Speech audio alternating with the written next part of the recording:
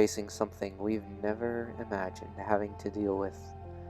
Our lives are changing and things are uncertain. So much pain and hardship. It's hard not to grow weary.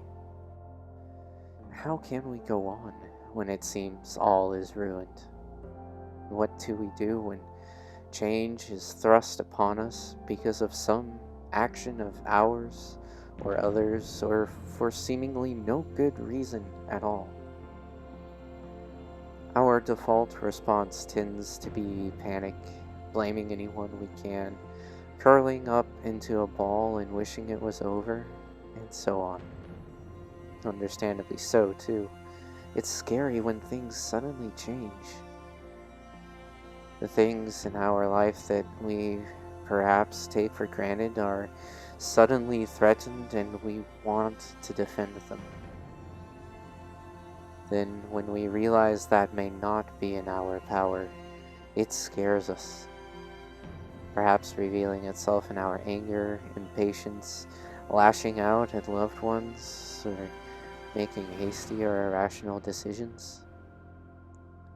But what if there was a better way to handle a crisis?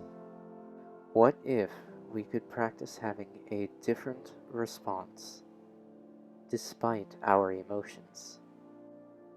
As impossible as it seems in the midst of something like this, we can actually find peace, even if our emotions are going nuts. Granted, something as severe as this makes it hard to stay there, and that's okay.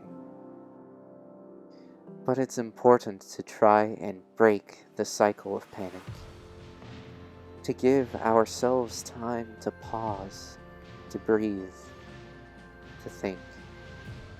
A break from any source panic comes from, so that we can find peace. Or if you're a believer in Jesus, time to reconnect with the one who gives us peace we can't even explain. Now, having peace doesn't mean we're downplaying the situation by any stretch of the imagination. Having peace means we're able to face a crisis with a level head because we have that persistent sense of well-being. Fear and panic is natural and totally understandable, especially in a crisis. That doesn't mean it's the only option, though. Having peace isn't easy in times like these, but it is worth trying for.